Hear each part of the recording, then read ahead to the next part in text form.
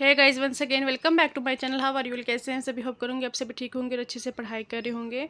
As you all note, हमारा जो exam हुआ था JKSSB का, FPF का, फॉरेस्ट प्रोटेक्शन फोर्स का, तो इसका जो बच्चे कह रहे थे कि कट ऑफ कितना जा सकता है। ठीक है, बात करेंगे सबसे पहले एग्ज़ाम की। एग्ज़ाम कैसा था? डिफ़िकल्ट था, मॉडरेट था, इजी था या फिर हार्ड था? ठीक है, एग्ज़ाम बस मिक्स। ठीक है, मिक्स था, ना ज़्यादा मुश्किल था। कुछ पोर्शंस थे जो थोड़े हार्ड थे और कुछ पोर्शंस लाइक इंग्लिश का जो पोर्शन था और जो दूसरे पोर्शन थे वो बिल्कुल मतलब ठीक थे, नॉर्मल थे, मतलब किए जा सकते थे। ठीक है, तो इस एग्ज़ाम की जो पोस्टें हैं वो भी कम हैं। ठीक है, उस हिसाब से हम कट ऑफ एनालाइज करेंगे कि कितना जा सकता है और जो बच्चों ने कितना स्कोर किया होगा, क्योंकि मैक्सिमम जो क्वेश्चन थे, अब आप खुद जानिए कि जो पैटर्न है वो टोटली चेंज हो चुका है। ठीक है, JKSSB अब जो है एडवांस लेवल के क्वेश्चन पूछती है। इसमें जब जो इन्वायरमेंट का पोर्शन था वो थोड़ा स्ट्रॉन्ग था, जीके का पोर्शन भी थोड़ा स्ट्रॉन्ग था।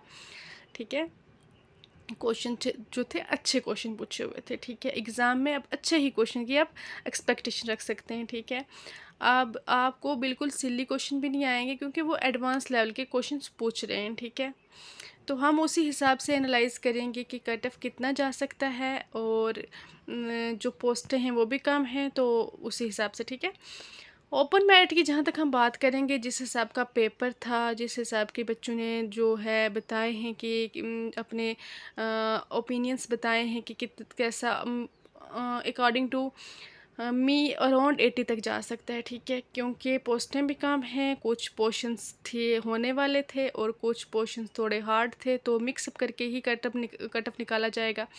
अब अराउंड 80 तक जा सकता है। अब आप इसको प्लस माइनस कर लें, +- 2 to 4। ठीक है, कम भी हो सकता है, ज़्यादा भी हो सकता है, इतना तो जाएगा ही। ठीक है, अराउंड 80 तक जाएगा ओपन मेरिट का। ठीक है, और RBA का भी यही 75 तक जाएगा, +- 2 to 3 कर लीजिए या 2 to 4 कर लीजिए। ऐसे या दो कम हो जाएगा या दो ज़्यादा हो जाएगा ओपन का भी, या फिर अराउंड 75 से 78 तक हो जाएगा।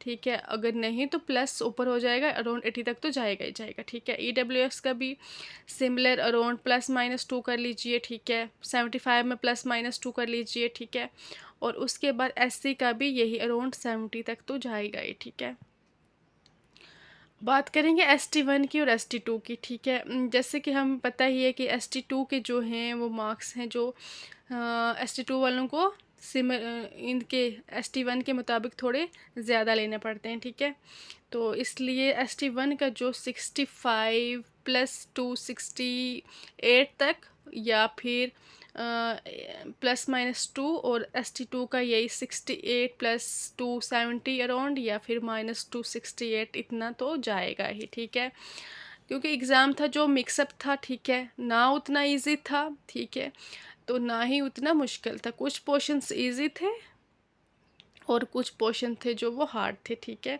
कुछ पोर्शंस करने के काबिल थे, कुछ पोर्शंस थोड़े मांग रहे थे, दिमाग मांग रहे थे। ठीक है, अकॉर्डिंग टू स्टूडेंट्स और अकॉर्डिंग टू एग्ज़ाम भी, जहाँ तक मैंने चेक किया। ठीक है, तो आपने क्या करना है कि अब नेक्स्ट जो आपका पेपर है उसकी प्रिपरेशन स्टार्ट कर लेनी है। ठीक है, पैनिक करने की ज़रूरत नहीं है। ठीक है, साथ साथ में पढ़िए।